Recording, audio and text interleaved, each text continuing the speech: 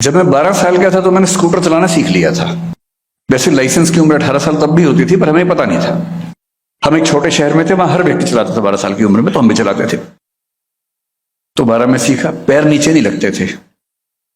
तो जब घर पहुंचते थे हम पहले हॉर्न बजाते थे, कोई बाहर आके रोकता था स्कूटर को कि उतर जाए उससे।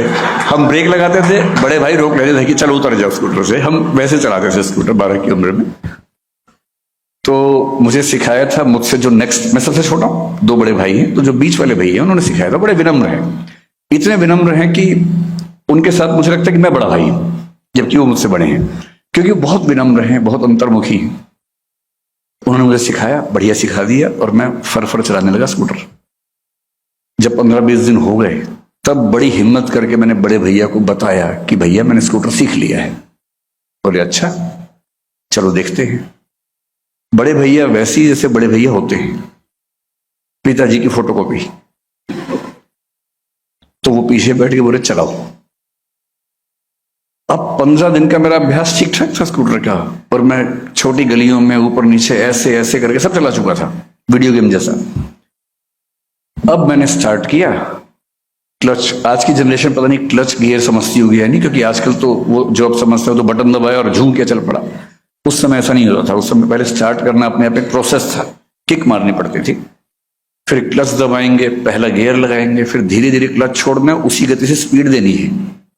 उनका बैलेंस बहुत जरूरी होता था। बैलेंस ना बने तो या तो आवाज रेस की बहुत तेज आएगी अगर रेस ज्यादा दी, नहीं तो घच घच घच करके रुक जाएगा स्कूटर। अब बड़े भैया पीछे बैठे हैं, घच घच घच रुक गया। भैया बोले यही सीखा। मैंने कहा 1 मिनट रुकना भैया। फिर ठीक किया, फिर स्टार्ट किया, फिर घच घच घच, 3 4 5 बार घच घच हुआ। और भैया बोले अभी नहीं, छोटे हो। वो जैसे ही पीछे बैठे मेरा स्कूटर बंद हो जाता था। मेरी हालत कुछ कुछ आज वैसी है। जिनसे सीखा है उनके सामने बोलना है, और मैं इसे जानबूझ के वहां देख नहीं रहा हूं कि वहां भैया बैठे, वरना घस घस घस हो गए मेरी गाड़ी रुक जाएगी। और मैं क्यों क्यों वहां देख के क्यों बोलूं मैं। तो मैं तो इस भाव से देख रहा हूं कि जैसे शुतुरमुर्गी मुद्रा कहते हैं, कि जैसे बिल्ली और कबूतर के बारे में कहते हैं, जब कबूतर बिल्ली को देखते हैं, कबूतर अपनी आंख बंद कर लेता है और कहता है बिल्ली नहीं है।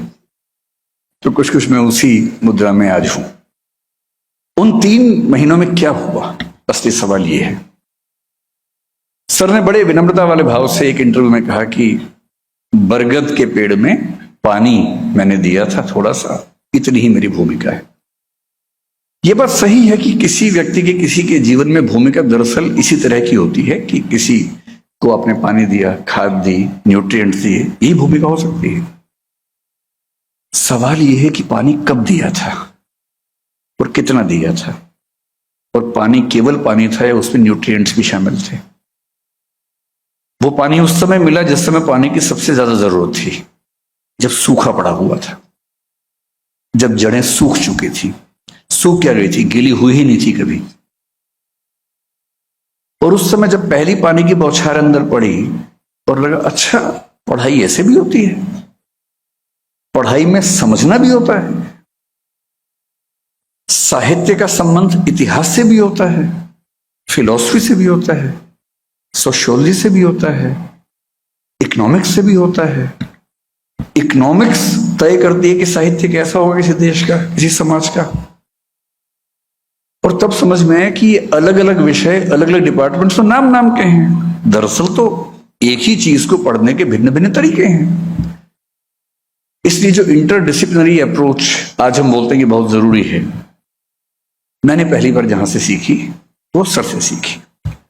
और सर कोई भी विषय पढ़ाते थे तो लगता था कि जैसे चक्षु खुल गए, कि नई कविता या छायावाद। और मैं उस समय लिखने की स्पीड मेरी ऐसी थी कि मैंने सर का एक एक वाक्य लिखा हुआ है, आज तक रखा हुआ रजिस्टर मेरे पास। यहां तक कि सर ने बीच में छींका भी तो मैंने वो भी लिख दिया कि छींक यहां पर आई है, कि शायद कोई खास वजह से आई हूं यहां पर, भाई बाद में रिवीजन में आसानी रहेगी। मजाक भी किया, साइड में मजाक भी लिख लिया कि ये मजाक को कोई लिंक होगा इसके साथ, वो मजाक भी याद रहना चाहिए। कई साल तक मैंने वो विषय पढ़ा, वो रजिस्टर्स पढ़े। JRF वगैरह सब होने के बाद पहली बार मुझे साहित्य समझ में आया। अब सीधा योगदान मैं कहूं तो मेरा पहले अटेम्प्ट में सिविल सेवा में सिलेक्शन हो गया, लेकिन ये तो एक मोटा कथन है ना कि सिलेक्शन हो गया।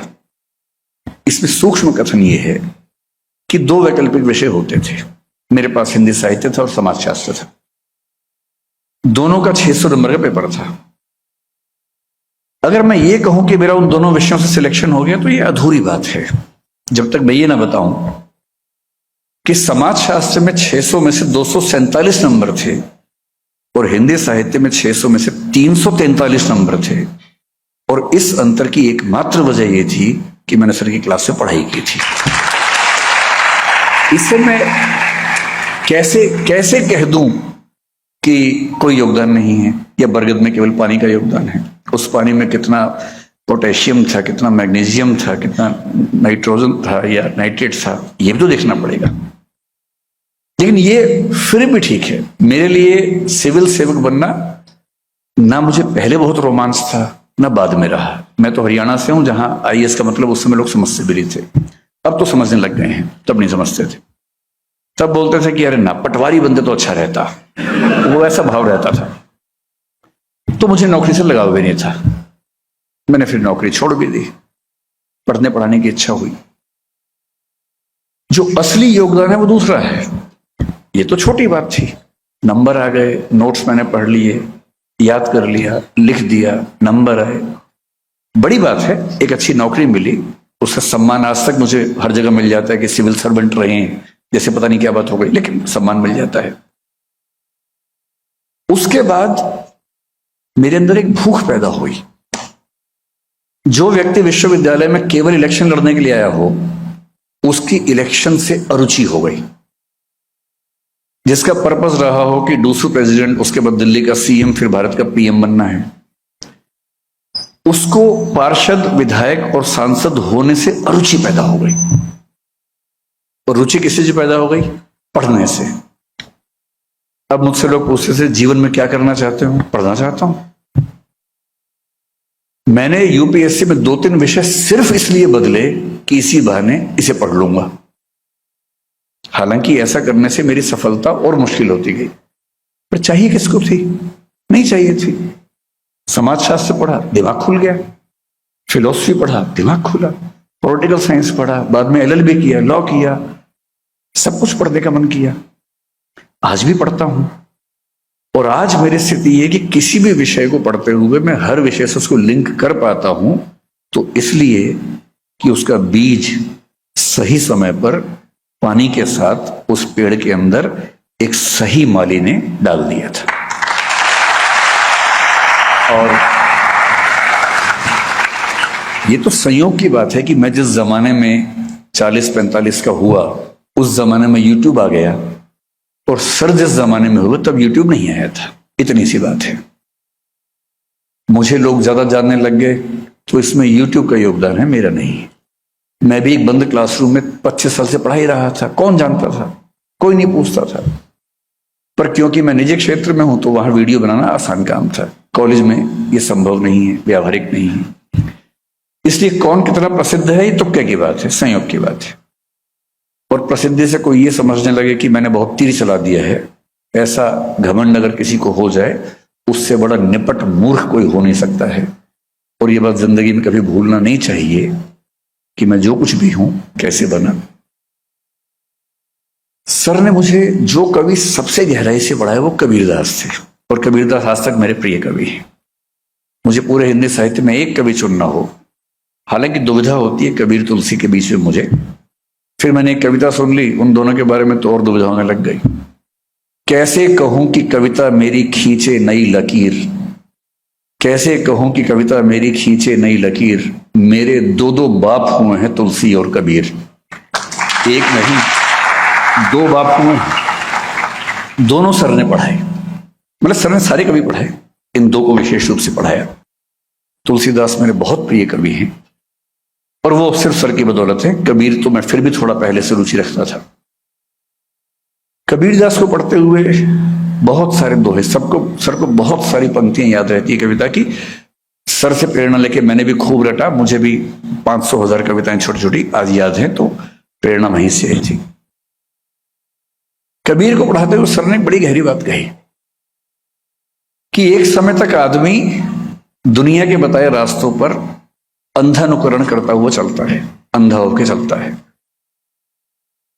फिर उसे एक सही व्यक्ति मिलता है, गुरु मिलता है, शिक्षक मिलता है। एक अच्छा शिक्षक पढ़ाता नहीं है, एक अच्छा टीचर वो बिल्कुल नहीं है जो नोट्स बनवा दे।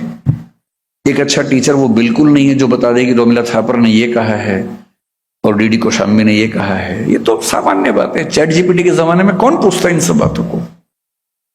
चैट जीपीटी के जमाने में टीचर्स को अपने अस्तित्व के बारे में फिर से सोचना पड़ेगा। मुश्किल होने वाला है, सीरियसली मुश्किल होने वाला है। अच्छा टीचर वो है जो ज्ञान नहीं देता, ज्ञान अर्जित करने के टूल्स देता है कि ज्ञान खुद सीखना है, कैसे सीखना है ये मैं सिखाता हूं।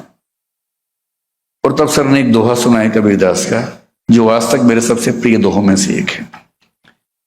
पीछे लागा जाई था लोक वेद के साथी, कि लोक समाज जो कहता है और वेद जो कहते हैं, मैं उसके पीछे पीछे अंधा होकर चल रहा था। पीछे लगा जाई था लोक वेद के साथी, आगे तैं सतगुर मिल्या दीपक दिया हाथी। आगे से सतगुर मिला, उसने मेरे हाथ में दीपक दे दिया। ज्ञान नहीं दिया, किताब नहीं दी, दीपक दिया। और बुद्ध के भाषा में कहा अप दीपो भव, अपने प्रकाश स्वयं बनो, अपने प्रकाश की तलाश खुद करो। तब मुझे लगने लगा कि जिन बने बनाए रास्तों पर मैं चल रहा हूं, उससे पहले मेरी विचारधारा एकदम निश्चित थी। मैं आरएसएस का कट्टर समर्थक था, घोषित मेंबर नहीं था लेकिन समर्थक था। अयोध्या आंदोलन में मुझे जाने की बड़ी इच्छा थी, मैं जा नहीं पाया, बड़ा दुख था मुझे इस बात का। बाकी कई दोस्त गए थे, मैं नहीं जा पाया था। और मैं जानबूझ के सब बातें सच बोलता हूं ताकि झूठ क्यों बोलूं, मुझे झूठ बोल के क्या मिल जाएगा, मैं ऐसा था। फिर जब मैं विश्वविद्यालय में पढ़ने लगा, मैं वामपंथी हो गया ठीक ठाक। मैं किसी काडर में नहीं गया, मैंने सीपीएम सीपीआई में या आईसा में, या उस समय एक एआईएसएफ भी थी, यहां पर दिशा छात्र संघ चलता था, डीएसयू पीएसयू, कई स्टूडेंट बॉडीज चलती थी। मैं किसी का मेंबर कभी नहीं बना। पर मुझे उन लोगों से बात करके और समाजशास्त्र पढ़ के, मार्क्सवाद पढ़ के बड़ा अच्छा लगने लगा। मैं इधर से भाग के उधर चला गया, अब मैं ये हूं। और जब मैं सर से मिला, मैं बहुत दुविधा में था कि वामपंथ ठीक है या दक्षिणपंथ ठीक है। 10 साल बाद मुझे समझ में आया कि सर से मुझे दूसरा फायदा क्या हुआ। पश्चिम में 18वीं सेंचुरी में एक दार्शनिक हुआ कांट, जो मेरे ख्याल से पूरे पश्चिम की दुनिया का सबसे बड़ा दार्शनिक है। अगर मुझे कहे कि पश्चिम की दुनिया में पहले दार्शनिक थेलीस से लेकर वर्तमान दर्शन के लोगों तक, विटगेन्स्टीन तक, आपको एक चुनना हो जिसने पूरे दर्शन की धारा को चेंज कर दिया, आमूलचूल बदलाव कर दिया, तो वो इमैनुअल कांट है, जर्मनी का 18वीं सेंचुरी के दार्शनिक। जब वो बड़ा हो रहा था, उसके सामने 2 रास्ते चल रहे थे।